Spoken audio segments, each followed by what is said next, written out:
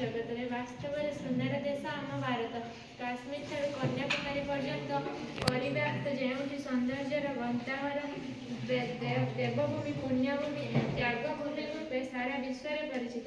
ଏହା ଭାରତବର୍ଷ ବିଶ୍ୱର ସବୁଠାରୁ ପୁରାତନ ସଂସ୍କୃତି ଓ ଐତିହାସିକ ଦେଶ। 1947 ମସିହାରେ ଆପଣା ଚେଷ୍ଟା ଫଳରେ ପୂର୍ଣ୍ଣ ଦେଶଗତିରୁ ମୁକ୍ତି ଲାଭ କରି 2047 ମସିହା ପର୍ଯ୍ୟନ୍ତ ଆମର ସ୍ୱାଧୀନତା 100 ବର୍ଷ ପ୍ରୀତି ଅବସରରେ ଏହି ଗୁରୁତ୍ୱପୂର୍ଣ୍ଣ ଅବସରରେ ମୁଁ ଦୃଷ୍ଟି ରଖେ ମୁଁ ମୋ ସ୍ନେହମୟୀ ଭାରତ ମାତାକୁ କିପରି ଦେଖିବାକୁ ଚାହେଁ, ତାହା ହିଁ ଏହି ପ୍ରବନ୍ଧଟିର ବିଷୟବସ୍ତୁ। ଜାତି, ଧର୍ମ, ବର୍ଣ୍ଣ, ଭାଷା, ଶିକ୍ଷା ଓ ସମୃଦ୍ଧି ନିର୍ବିଶେଷରେ ଆମର ଗର୍ବ ଓ ଗୌରବର ଦେଶ ଆମ ଭାରତ।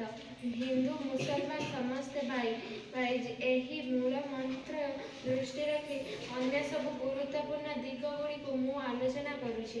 ଶିକ୍ଷା ଓ ଜ୍ଞାନରେ ଅଗ୍ରଣୀ ଭାରତ।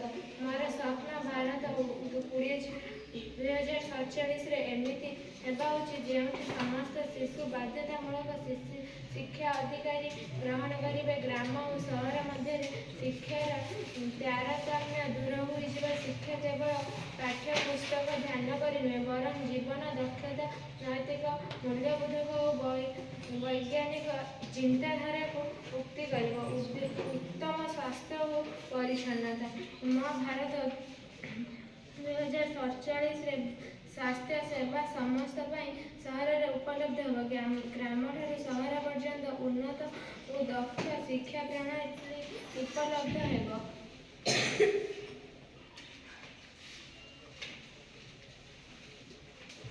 ଭିନ୍ନତା ମଧ୍ୟରେ ଏକତା। ମୋର ସ୍ୱପ୍ନ ଭାରତ 2047 ମସିହାରେ ଜାତି, ଧର୍ମ, ବର୍ଣ୍ଣ ନିର୍ବିଶେଷରେ ସମସ୍ତେ ଏକୀକୃତ ହୋଇ ଆନ୍ତର୍ଜାତିକ, କୂଟନୈତିକ ଓ ରଣନୈତିକ କ୍ଷେତ୍ରରେ ସଫଳ ରାସାୟନିକ। ମୋର ସ୍ୱପ୍ନ ଭାରତକୁ ଦୃଢ଼ ପ୍ରଗତି ପଥରେ ଆଗେଇ ନେବା। କୃଷି ଓ ଶିଳ୍ପ ଓ ପ୍ରତିରକ୍ଷା କ୍ଷେତ୍ରରେ ବୈଦେଶିକ ଗବେଷଣା। କୃଷି କ୍ଷେତ୍ରରେ ଆନ୍ତର୍ଜାତିକ ବହୁଳ ବ୍ୟବହାର ରହିଛି। ଏହାର ଫଳରେ ରାସାୟନିକ ଦ୍ୱାରା କୃଷି କ୍ଷେତ୍ରରେ ଆକାଶଛୁଆଁ ଅଗ୍ରଗତି ହୋଇଛି। ଆନ୍ତର୍ଜାତିକ ବଜାର ଚାହିଦା ଦୃଷ୍ଟିରୁ ରଖି ଶିଳ୍ପ କ୍ଷେତ୍ରରେ ପ୍ରଗତି ହୋଇଛି। କୃତ୍ରିମ ବୁଦ୍ଧିମତ୍ତା ମଧ୍ୟରେ ଆମର ପ୍ରତିଦ୍ୱନ୍ଦ୍ୱୀ ଦେଶମାନଙ୍କୁ ବହୁତ ପଛରେ ପକାଇ ଆମର ସଫଳତାର ଚରମ ସୀମାକୁ ପହଞ୍ଚି ଯାଇଛି।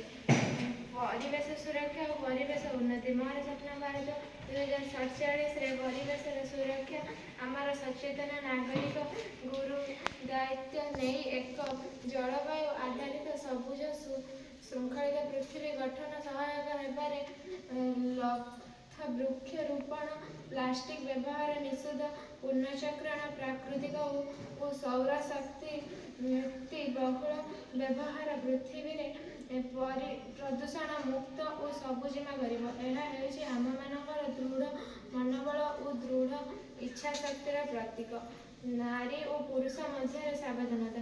ମୋର ସ୍ୱପ୍ନ ଭାରତ 2047ରେ ନାରୀ ଓ ପୁରୁଷ ସାମାଜିକ ସୁରକ୍ଷା ଓ ସୁରକ୍ଷା କର୍ମକ୍ଷେତ୍ରରେ ନାରୀମାନଙ୍କୁ ଅବହେଳିତ ନ ହୋଇ ପୁରୁଷଙ୍କ ସହିତ ପ୍ରତ୍ୟେକ କ୍ଷେତ୍ରରେ ସହକ୍ରମ ହୋଇଯିବା। ଗୃହରୁ ଆରମ୍ଭ କରି ସମସ୍ତ କ୍ଷେତ୍ରରେ ସ୍ତ୍ରୀ ଲୋକମାନଙ୍କୁ ଅନୁପମ ଭୂମିକା ଦିଆଯିବ। ଶେଷ କଥା 2047ରେ ମୋର ସ୍ୱପ୍ନ ଭାରତ ଆମମାନଙ୍କ ମଧ୍ୟରେ ଏକ ଉନ୍ନତ, ସୌନ୍ଦର୍ଯ୍ୟ ଏବଂ ଉଜ୍ଜ୍ୱଳ ଭବିଷ୍ୟତ ଆପି ଦେଉ। ଉନ୍ନତ ଭାରତ ସମଗ୍ର ବିଶ୍ୱରେ ଏକ ଦୃଢ଼ ଅର୍ଥନୈତିକ ରାଷ୍ଟ୍ର ଭାବରେ ପରିଗଣିତ ହେଉ, ଏଥିପାଇଁ ଆମମାନଙ୍କର ନିହାତି ପ୍ରୟାସ ଆବଶ୍ୟକ ରହୁଛି।